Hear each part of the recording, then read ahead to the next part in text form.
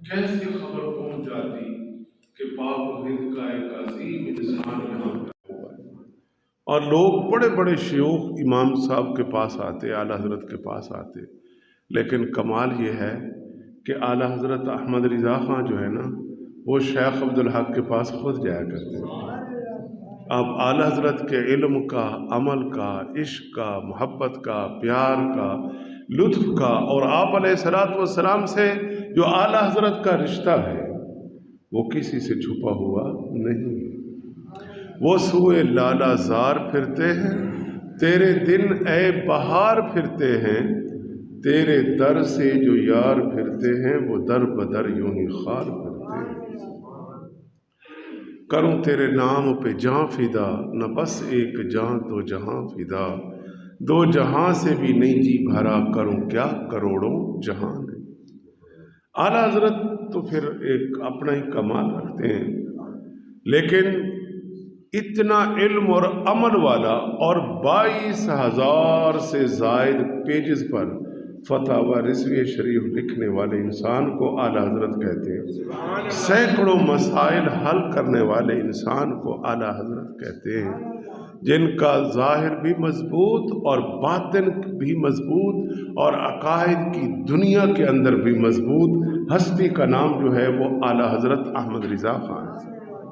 اور شیخ عبدالحق محدث دہلوی کی ایک اور بات بھی آپ کو بتاؤں کہ آپ رحمت اللہ علیہ کے پاس آپ علیہ السلام کی کئی احادیث ایسی تھیں جو آپ سے بسند آپ علیہ السلام تک تھیں، اور جس میں حدیث مصافحہ وہ حدیث ہے کہ جس حدیث کو شیخ پڑھاتا ہے نا تو پھر آخر میں جب حدیث کا اختتام ہوتا ہے تو شیخ اپنے جتنے پڑھنے والے بیٹھے ہوتے ہیں نا ان سے مصافحہ کرتا ہے، مصافحہ کرتا ہے، پھر کھجور اور پانی پیش کرتا ہے، شیخ دیتا ہے اور ساتھ مصافحہ کرتا ہے۔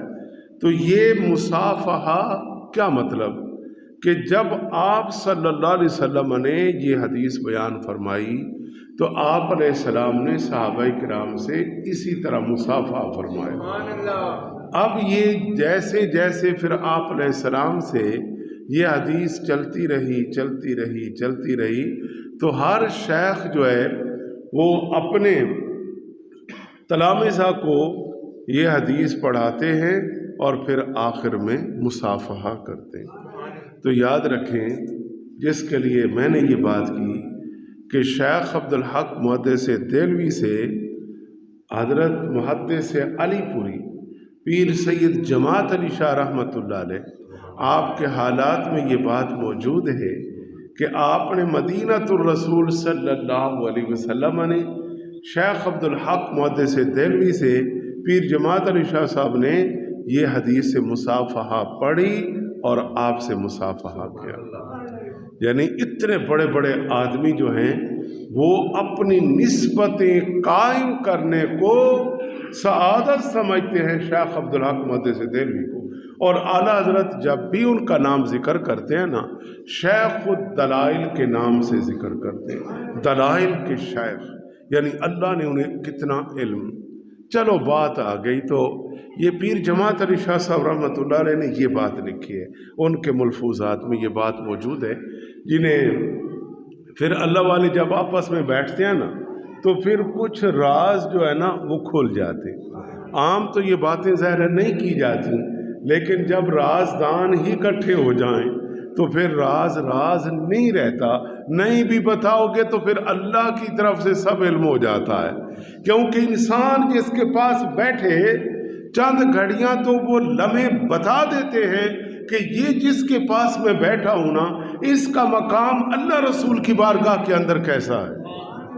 کیوں آپ کو معلوم ہے کہ آپ علیہ السلام نے فرمایا ان اللہ اذا احب عبدا دعا جبریل، کہ جب اللہ کسی کو محبوب بنا لیتا ہے نا پھر اللہ تعالیٰ جبریل سے فرماتا ہے کہ آسمان میں اعلان کر دے کہ اللہ تعالیٰ نے فلاں کو محبوب بنا لیا ہے، تم بھی اسے محبت کرو۔ اور جب فرشتوں جیسی عظیم مخلوق جو ہے، نوری مخلوق جو ہے، جس سے وہ پیار کرتے ہیں، پھر وہی اثرات زمین پر پڑتے ہیں، پھر زمینی حقائق بھی بتاتے ہیں کہ یہ نشست جس میں ہم بیٹھے ہیں، جس میں ہم کھڑے ہیں، جس کے پاس ہم جاتے ہیں، جس سے ہم ملتے ہیں، یہ عام انسان نہیں ہے۔ تو اس لیے پیر جماعت علی شاہ علیہ الرحمہ نے یہ بات فرمائی کہ شیخ عبدالحق محدث دہلوی فرماتے ہیں کہ میں نے صبح سحری کی، روزہ رکھا تو روزہ رکھا، سلسلہ چلتا رہا۔ جب ظہر کی نماز میں نے مسجد نبوی شریف میں پڑھی، توجہ ہے کہ نہیں ہے؟ توجہ سے بیٹھیں ذرا، توجہ سے یہ باتیں سنا کریں۔ ظہر کی نماز پڑھی، نماز پڑھنے کے بعد پھر لوگوں کا یہ معمول چلا آ رہا ہے کہ جب نماز پڑھ لیتے ہیں نا، تو جیسے ہم یہاں درود و سلام پڑھتے ہیں، کئی تو بیچارے بھاگ جاتے ہیں، تعجب ہے کہ تجھے فرصت نہیں کہ چند گھڑیاں کھڑے ہو کر آقا کریم سے بھی محبت کا رشتہ قائم کر لے۔ کیا ہوتا ہے 5-7 منٹ بھاگے ہی تو پھر رہے ہیں۔ تو اس لیے 5-10 منٹ کوئی فرق نہیں بھائی، وہ حضور کی محبت کی باتیں سنیں گے، سلام پیش کریں گے تو دل کے اندر حضور کی محبت پیدا ہوگی۔ اگر اداکاروں کی باتیں کریں گے تو ان کی محبت پیدا ہوگی۔ آج ہمارے بچوں کو اداکاروں کے نام، کریکٹر کے نام کیوں یاد ہے؟ جب رہتے ہی انہی کے اندر ہیں، باتیں بھی انہی کی سنتے ہیں، تو ان کو جناب ہر چیز کا پتہ ہے اور مجھے نہیں پتہ۔ عجیب بات ہے، یہ جو بچے گیندے نہیں کھیلتے، ان کے اندر جو بول رہے ہوتے ہیں پتہ نہیں کیا کیا۔ تو ایک دن کوئی بات ہوئی، وہ کہتا ہے جی میں نے اتنے سکور کیے، میں نے کہا یہ سکور ہوتا کیا ہے؟ یعنی کہ اب آپ دیکھ لیں، جب کہ الحمدللہ دین کے اندر سمجھ بوجھ موجود ہے، لیکن یہ جو کھیل ہیں اصل دلچسپی نہیں رہی نا۔ تو جس چیز سے انسان کو دلچسپی نہیں، وقت نہیں گزارا، وگرنہ میں اس ماحول میں جاتا تو یقیناً مجھے بھی دوست بتاتے کہ بھئی یہ ایسے ہوتا ہے، یہ ایسے ہوتا ہے، پھر مجھے بھی علم ہوتا۔ تو یہ دلچسپی ہے۔ تو لہٰذا ہم دلچسپی پیدا کریں اپنے بچوں کے اندر، اور آپ علیہ الصلوۃ والسلام پر جب درود و سلام پڑھا جائے، کہیں درس و بیان ہو رہا ہے تو بیٹھ کے سنو، تو جو سنو گے پھر وہی دل کے اندر بیٹھے گا، وہی زبان بولے گی جناب، پھر وہی تڑپ پیدا ہوگی۔ تو شیخ عبدالحق محدث دہلوی علیہ الرحمہ ظہر کی نماز پڑھنے کے بعد، میں بڑے اختصار سے اب چلتا ہوں، ٹائم کم ہے، آپ علیہ السلام کے مواجہ شریف کے سامنے، مواجہ شریف اس جگہ کو کہتے ہیں کہ جہاں آپ علیہ السلام آرام فرما ہے نا، تو ظاہر ہے آپ صلی اللہ علیہ وسلم کا رخ انور بیت اللہ شریف کی طرف ہوتا ہے نا، جیسے ہم یہاں پہ کرتے ہیں نا تدفین کے وقت۔ تو آپ علیہ الصلوۃ والسلام کا جو رخ انور ہے، اس کے سامنے ایسے جالیاں لگی ہیں، آج بھی موجود ہیں، اور خوش نصیب جاتے ہیں تو وہاں جا کر جب مواجہ شریف کے سامنے آتے ہیں تو یوں ہوتا ہے جیسے حضور علیہ السلام ہمیں دیکھ رہے ہیں۔ وہ پیارا منظر ہوتا ہے کہ دیدار کے قابل تو کہاں میری نظر ہے، یہ تیری عنایت ہے جو رخ تیرا ادھر ہے۔ سبحان اللہ، کیوں نہیں کہا پابند؟ دیدار کے قابل تو کہاں میری نظر ہے، یہ تیری عنایت ہے جو رخ تیرا ادھر ہے۔ اللہ کے بندوں کیا بتاؤں، اے خاک مدینہ تو ہی بتا، کس طرح قدم رکھوں گا یہاں، تو خاک پا سرکار کی ہے آنکھوں سے لگائی جاتی ہے۔ جس دھرتی کا یہ مقام ہے، تو جس نے اس دھرتی کو حرم بنایا اور مدینے کی مٹی کو شفا بنایا، اس ہستی کا مقام کیا؟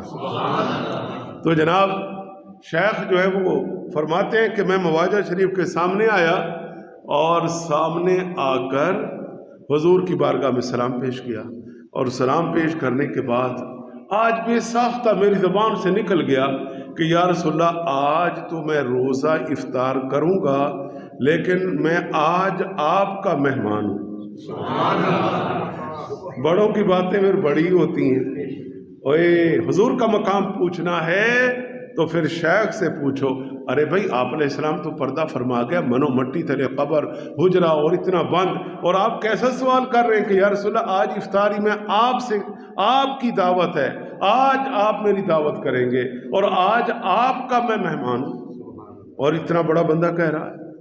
اچھا جناب، عجیب بات ہے کہ شیخ فرماتے ہیں کہ جب میں نے حضور کی بارگاہ میں بات کی تو یا میں سوال والا جانتا ہوں یا اللہ کے محبوب جانتے ہیں یا رب جانتے ہیں، سبحان اللہ، ہاں جی، اور تو کسی کو علم نہیں ہے۔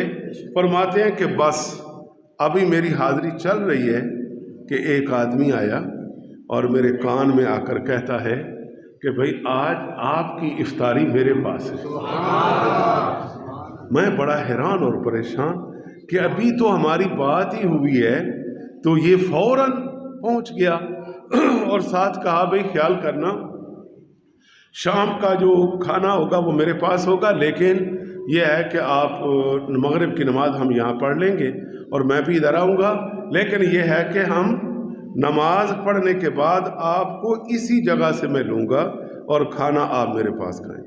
شیخ فرماتے ہیں چلو میں نے قبول کر لیا، مغرب کی نماز میں روزہ افطار کیا اور پھر میں وہیں مواجہ شریف کے سامنے آیا تو وہ آدمی پہنچ گیا جس نے مجھے کہا تھا ظہر کے وقت، وہ آیا اور اس نے مجھے کہا کہ شیخ آئیے چلو جی۔ فرماتے ہیں میں اس کے پیچھے ہو لیا، چلتے رہے، پہاڑی ہیں سارے، سفر کرتے کرتے رات کا ایک حصہ گزر گیا۔ میں نے کہا یا رسول اللہ بڑی عجیب بات ہے، ایک سارے دن کا روزہ اور ایک پھر جناب اتنا پہاڑوں کا سفر۔ پھر کہتے ہیں اس سے بھی عجیب بات کہ جب پہاڑوں میں چڑھتے چڑھتے اونچے ہم جگہ پر گئے تو وہ جو شیخ میرے ساتھ تھے نا، اس نے دستک دی، اپنے گھر میں گئے، مجھے کہا آپ رکیے میں آپ کو بلاتا ہوں۔ پھر تھوڑی دیر بعد اندر باہر آئے تو مجھے گھر کے اندر ایک پھٹی پرانی سی چارپائی تھی سادہ سی نا، اس کے اوپر مجھے بٹھا دیا اور اندر اپنے کمرے میں گئے حجرہ میں، عالیہ سے کہا کہ کچھ ہے؟ اس نے کہا جو تھوڑا بہت تھا وہ تو میں نے بچوں کو کھلا دیا، گھر میں تو کچھ بھی نہیں ہے، گھر میں تو کچھ نہیں ہے۔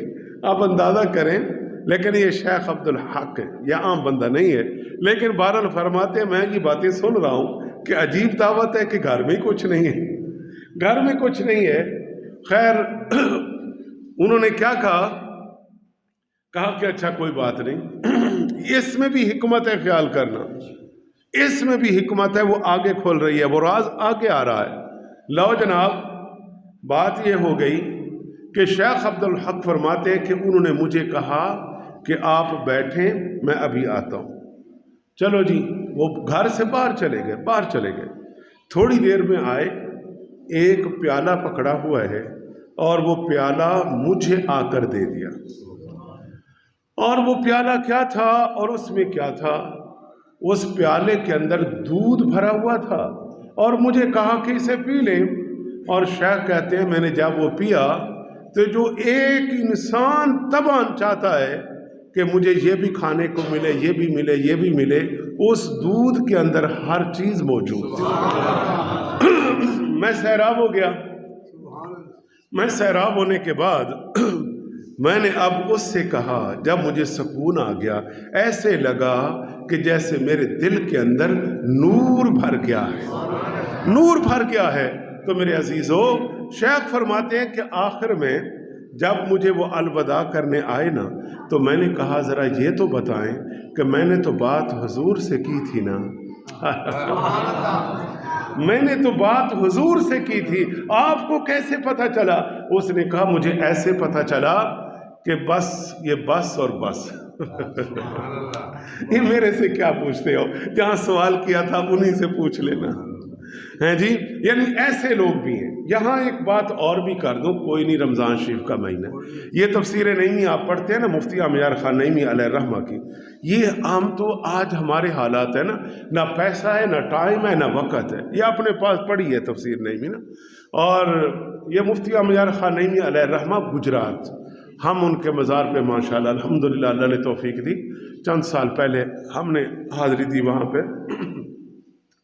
تو آپ نے جب تفسیر نعیمی لکھنے کا ارادہ کیا تو اجازت لینے کے لیے پاکستان سے حضور کی بارگاہ میں گئے. آج یہ کتابیں ایسے نہیں قبول کہ آج دنیا کے اندر یہ لوگ تو سال ہا سال سے دنیا سے چلے گئے، لیکن ان کا کیا ہوا کام آج مقبول کیوں ہے؟ یہ سمجھیے کہ اتنا سفر کر کے گئے، عمرہ کیا، جناب ساری سعادتیں حاصل کرنے کے بعد حضور کی بارگاہ میں ظہر کی نماز پڑھ کر اجازت مانگی کہ یا رسول اللہ مجھے آپ اجازت عطا فرمائیں کہ میں قرآن پر کچھ کام کرنا چاہتا ہوں، قرآن کی تفسیر لکھنا چاہتا ہوں. اجازت مانگی اور پھر دیکھیں ذرا اصل یہ بات ہے یہاں پر یہ مضبوط ہو تو سارے خاتے سیدھے ہوتے ہیں. لو جناب کافی دیر حاضری کے بعد پھر خیال آیا کہ میں حضور کے شہر سے قلم کیوں نہ لے لوں کہ جس سے میں نے قرآن کی تفسیر لکھی. وہ نسبتیں ہوتی ہیں، کہنے کو تو یہ لکڑی ہے، یہ قلم ہے، یہ فلاں ہے، یہ فلاں. اللہ کے بندو بات یہ نہیں ہے، بات ہے نسبت کی. بات کس کی ہے بولو؟ نسبت کی ہے. محمد سے نسبت بڑی چیز ہے، خدا دے یہ دولت بڑی چیز ہے. بات نسبت کی ہے ساری. لو جناب بازار میں گئے، قلم پسند آ گیا، قلم لینے لگے. اس نے جب پیسے مانگے پھر پاکٹ میں دیکھے تو پیسے تو اتنے نہیں ہیں. قلم لے لیں یا واپسی کا اپنے زیادہ راہ کر لیں. ہاں جی پیسے کم تھے لیکن خدا تیری قدرت، اس سے بات کر کے آخر میں کہنے لگے قلم تو مجھے بڑا پسند تھا لیکن بات یہ ہے کہ پیسے نہیں ہیں اتنے کہ میں قلم لے سکوں، پیسے کم ہیں میرے پاس. چلو دل کی حسرت کے ساتھ واپس آ گئے، یہاں تک کہ عصر کی نماز کا ٹائم ہوا اور مسجد نبوی شریف کے اندر مفتی احمد یار خان نعیمی علیہ الرحمہ آ گئے اور نمازیوں کی صفیں لگ چکی تھیں، یہ بھی صف کے اندر بیٹھ گئے. وہی دکاندار، اندازہ کریں مدینہ شریف کے بازاروں میں دکاندار ایسے ہوتے تھے، ایسے دکاندار ہوتے تھے. وہی دکاندار آیا جس کو ان کے نام کا بھی علم نہیں ہے، وہ جناب چلتے چلتے دیکھتا آیا اور مفتی احمد یار خان فرماتے ہیں میرے سامنے آ کر رکا اور رکتے ہوئے کہا کہ آپ کا نام احمد یار ہے اور تو میرے پاس آیا تھا. لو یہ امانت، یہ قلم میں تجھے دینے آیا ہوں. میں نے اس کا بازو پکڑا، وہ میں نے کہا یہ کیا بات ہے؟ کہا جہاں سوال کیا تھا نا وہیں سے پوچھ لینا. اللہ کے بندو اب میں یہاں اس بات کو ختم کر دوں کہ یہ آپ صلی اللہ علیہ وسلم سے جو مانگتے ہیں انہیں تو اس طرح ملتا ہے، تو روزہ کیا ہے؟ حضور فرماتے ہیں، حدیث قدسی ہے کہ رب فرماتا ہے الصوم لی وانا اجزی بہی، کہ روزہ میرے لیے ہے اور اس کی جزا میں خود دوں گا. دیگر عبادات میں ریا کا شیبہ ہو سکتا ہے، روزہ ایک ایسی باطنی عبادت ہے کہ یا وہ روزے والا جانتا ہے یا رب جانتا ہے کہ اس بندے کا نظام اندرونی جو ہے وہ روزے کا کس طرح سے چل رہا ہے. اور پھر یہ بھی فرمایا کہ روزہ میرے لیے، اس کی جزا میں خود دوں گا. اور ساتھ بعد محدثین نے یہاں شیخ عبدالحق محدث دہلوی نے بڑی باتیں کی یہاں، لیکن وقت ختم ہو چکا چونکہ آپ نے فرمایا یہاں یہ بھی بات بعید از قیاس نہیں ہے کہ روزہ رکھنے والا خود رب کو پا لیتا ہے، وہ رب کا ہو جاتا ہے، رب اس کا ہو جاتا ہے.